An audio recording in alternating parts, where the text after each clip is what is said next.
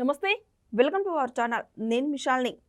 YS Vivekananda Reddy గారు కేసుకు సంబంధించి లోతైన విచారణ జరిపించాలని సుప్రీంకోర్టులో సవాల్ చేసింది సునీత గారు. ఇక ఆ పరిణామాలు ఏ విధంగా ఉండబోతున్నాయి? ఇలాంటి అంశాలను చర్చించడం స్టూడియోలో ఉన్నారు సీనియర్ జర్నలిస్ట్ దుర్గకుమార్ గారు ఉన్నారు. వారిని అడిగే విషయాన్ని తెలుసుకునే ప్రయత్నం చేద్దాం. నమస్కారం సార్. నమస్తే అమ్మా శాలిని, మన వీక్షకులు. సార్, వివేకానంద రెడ్డి గారు హత్య కేసుకు సంబంధించి సునీత గారు అయితే ఒక పోరాటం ఆగట్లేదు. ఇప్పటికీ సుప్రీంకోర్టుకి వెళ్ళింది, పిటిషన్ వేసింది, ఒక లోతైన విచారణ జరిపించాలని. ఇప్పుడు నిజంగా తెలుసుకుంటే సునీత గారికి న్యాయం జరుగుతుందా లేదంటే ఏం చెప్తారు సార్? నిజంగా సునీత గారి పరిస్థితి చూస్తుంటే చాలా బాధాకరంగా అనిపిస్తుందమ్మా. ఎప్పుడైనా ఇట్లాంటి క్రిమినల్ కేసెస్లో బాధితుల తరపు కుటుంబ సభ్యులు ఎవరు కూడా ఇలాంటి పోరాటం చేసే పరిస్థితి ఉండదు. ఎందుకంటే ప్రభుత్వ దర్యాప్తు సంస్థలే ఆ బాధ్యతలు స్వీకరిస్తాయి, వాళ్ళు మాత్రమే చేయగలరు కూడా. కానీ బాధితుడి కుటుంబానికి చెందినటువంటి అంటే సునీతారెడ్డి గారు తన తండ్రి మరణానికి సంబంధించిన కేసుని ప్రతి అంగుళాన్ని ముందుకు తోసి నడిపించాల్సిన పరిస్థితి వచ్చింది.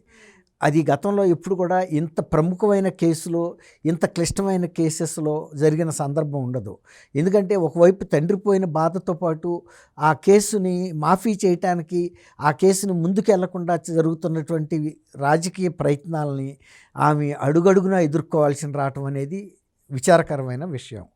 ఇప్పటికి అనేక సార్లు ఈ విషయం సుప్రీంకోర్టు వరకు ఆమె తీసుకెళ్ళి ముందుకు నడిపింది. ప్రతి దశలోనూ ఎక్కడో ఒకసాట ఈ కేసుకు బ్రేక్ పట్టడం, ఆమె కేసుని నడపటం. ఆ సందర్భాల్లో సుప్రీంకోర్టు కూడా ఒక సందర్భంలో సిబిఐని అడిగింది. ఒక బాధితురాలి కుమార్తెగా డాక్టర్ సునీత పోరాడుతుంది, ఆయన బెయిల్ పిటిషన్, ఆ ముద్దాయిల బెయిల్ పిటిషన్ రద్దు చేయమని, మీరు ఎందుకు ఇంప్లీడ్ అవ్వటం లేదు అని అడిగింది. తర్వాత అప్పుడు ఆ దస్తగిరికి కూడా ఇందులో ప్రాణహాని ఉంది, వీళ్ళందరినీ కాపాడాలి, ఇప్పటికే అనేక మంది అనుమానాస్పదంగా చనిపోయారు ముద్దాయిలు కానీ సాక్షులు కానీ అని కూడా అన్నప్పుడు ఆ మాట నిజమేనా అని అడిగితే అవును అని కూడా సిబిఐ సుప్రీంకోర్టు ముందు అంగీకరించింది. మీరు కనుక దర్యాప్తు చెయ్యమంటే మేము దర్యాప్తు చేయడానికి సిద్ధంగా ఉన్నామని కూడా చెప్పింది. ఆ సందర్భంలో ఈ కేసును మళ్ళీ విచారణ న్యాయస్థానం అయిన సిబిఐ హైదరాబాద్ కోర్టుకి రిఫర్ చేస్తూ మీరు దీని మీద నిర్ణయం 6 వారాల్లో తీసుకోమని కూడా ఆదేశించింది. ఆ కేసును మళ్ళీ ట్రయల్ కోర్టుకే పంపింది. ఎందుకంటే ట్రయల్ కోర్టుకే ఈ కేసుకు సంబంధించిన అన్ని అంశాలు తెలుసుంటాయి కాబట్టి వారి నిర్ణయమే కరెక్ట్గా ఉంటుందని సుప్రీంకోర్టు భావించింది, ఆదేశించింది. ఆదేశాల మేరకు వీళ్ళు తీసుకుని పాక్షికంగా మాత్రమే దీన్ని విచారణలో అనుమతిచ్చారు. పూర్తి స్థాయిలో అంటే ఎప్పుడైనా ఏ కేసులో అయినా సరే, ఒక క్రిమినల్ కేసు కానీ లేకపోతే ఒక వైట్ కాలర్ కేసు కానీ, అంటే ఒక కరప్షన్ కేసు కానీ, అసలు మెయిన్ సూత్రధారులు ఎవరు ఈ కేసులకి, తర్వాత అంతిమంగా లబ్ధి ఎవరు పొందారనేది చూడాల్సిన అవసరం ఉంది. ఇప్పుడు ఈ రెండు ఇక్కడ మిస్ అవుతున్నాయి.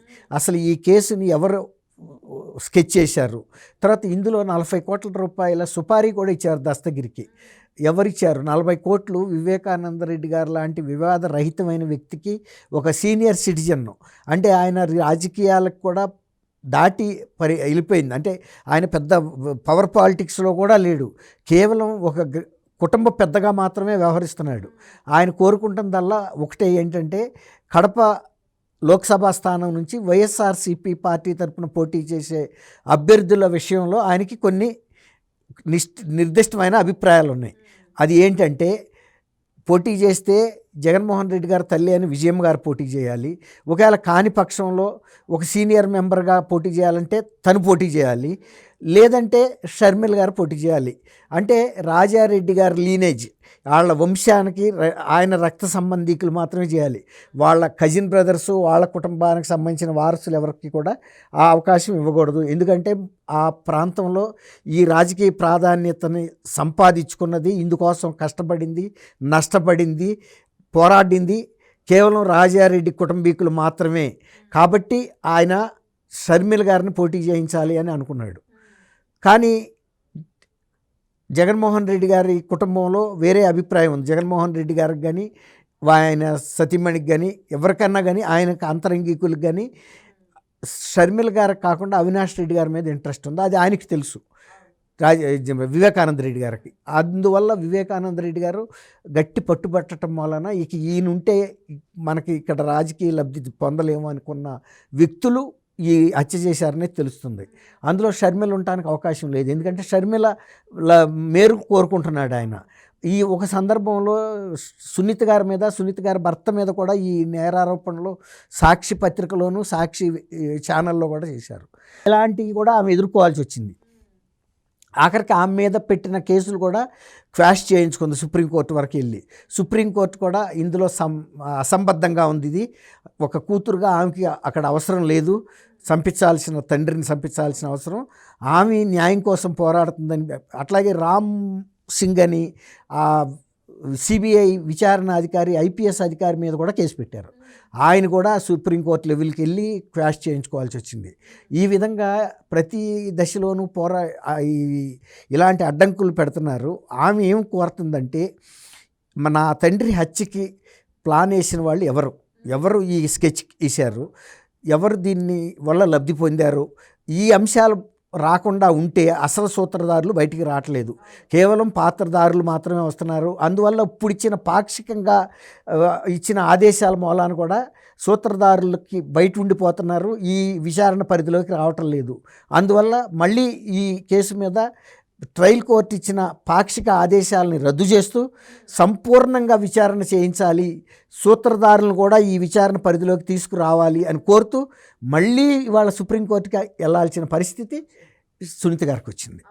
ఈ అనేక సార్లు ఇది ప్రతిసారి ఒక పీస్ మీల్గా జరుగుతుందే తప్ప సంపూర్ణమైన న్యాయం ఆమెకు జరగట్లేదు. దీని వలన ఇప్పుడు మీరు అడిగినట్టే అసలు ఎప్పటికైనా సునీత గారికి న్యాయం జరుగుతుందా అనే అనుమానాలు దేశవ్యాప్తంగా కూడా ఇది ఆకర్షణ ఇచ్చింది ఈ కేసు.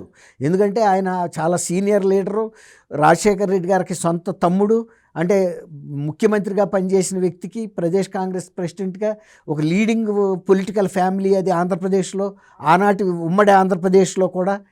అందువల్ల దీనికి ఇంత ప్రాధాన్యత వచ్చింది ఈ కేసుకి. ఇప్పుడు సునీత గారికి వెళ్ళిన కేసు మీద కూడా ఇప్పుడు మళ్ళీ విచారణకి వాయిదా వేసినట్టున్నారు నెక్స్ట్ మంత్ వరకు. అంటే ఈ పొంగల్ అయిపోయిన తర్వాత మీరు అన్నట్టు ఫిబ్రవరి మొదటి వారంలో ఐ థింక్ టేకప్ చేస్తారు. టేకప్ చేసినప్పుడు మళ్ళీ సిబిఐని కూడా మళ్ళీ పిలిపిస్తారు. అసలు ఏ విధమైన ఆదేశాలు కింద కోర్టు ఇచ్చింది, అసలు ఇప్పుడు పరిస్థితి ఏంటి, ఇవన్నీ ఆలోచించిన మీదట వాళ్ళు కనుక సూత్రధారులు కూడా కవర్ చేసే విధంగా మీరు దర్యాప్తు చేయమని కనుక ఆదేశిస్తారనే అనుకోవాలి. ఎందుకంటే అత్యున్నతమైనటువంటి కోర్టు ఇప్పటికే చాలా జాప్యం జరిగింది ఈ విచారణలో. దాదాపు 7 ఏళ్ళు కూడా అవుతుంది. 7 అయితే దాటింది, 8వ సంవత్సరంలో ప్రవేశించింది. కాబట్టి ఒక సమగ్రమైనటువంటి ఆదేశాలు ఇచ్చి స్కెచ్ చేసిన వాళ్ళ దగ్గర నుంచి అంతిమ లబ్ధి పొందిన వాళ్ళ వరకు, తర్వాత సుపారీ డబ్బులు ఇచ్చిన వాళ్ళని కూడా కనుక చేస్తే అసలు వ్యక్తులైతే బయటకు వస్తారు. ఆనాడే సునీత గారికి పూర్తి న్యాయం జరిగినట్టు. ఒక రకంగా ఆమె ప్రాణాలను కూడా లెక్క చేయకుండా ఈ ప్రయత్నం అయితే చేస్తున్నందుకు ఒక మహిళగా ఆమెను అయితే అభినందించాలి. సార్, ఇప్పటి వరకు సిబిఐ కోర్టులో అయితే ఆమెకు విచారణ జరిగినా కూడా న్యాయం జరగలేదు.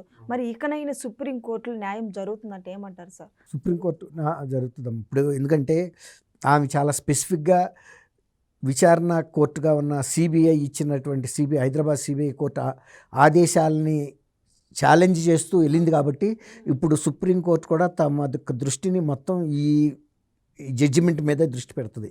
ఈ జడ్జిమెంట్లో ఏ లోపాలనైతే ఆమె ఎత్తి చూపుతుందో అవి కనుక నిజంగా సమంజసమైనవి అని అనుకుంటే, అవును కదా, సూత్రధారులు లేకుండా కేవలం పాత్రధారులకే పరిమితం అయితే ఈ విచారణ, అసలు తప్పుకుంటే కేసులో ఏం న్యాయం జరిగినట్టు. తర్వాత ఇంకోటి ఏంటంటే, సునీత గారికి కూడా ఇప్పుడు ఆ వ్యక్తులు కనుక బయట ఉంటే సునీత గారికి కొంచెం ఇబ్బందికరమైన పరిస్థితి. ఎందుకంటే వాళ్ళకుండా రాజకీయ పలుకుబడి ముందు, వాళ్ళకున్న డబ్బు, వాళ్ళకుండా దీని ముందు, అంటే ఒక కండబలం ముందు ఆమె తట్టుకోవటం ఒక రకంగా కష్టమే. కాబట్టి ఇప్పుడు సుప్రీంకోర్టుని అనుకోవటం, ఆమె ఇన్నిసార్లు తిరిగింది కాబట్టి తగిన ఆదేశాలు, ఆమె కోరిన ఆదేశాలు ఇస్తుందని అయితే. థ్యాంక్ యూ అమ్మా శాలిని. మనం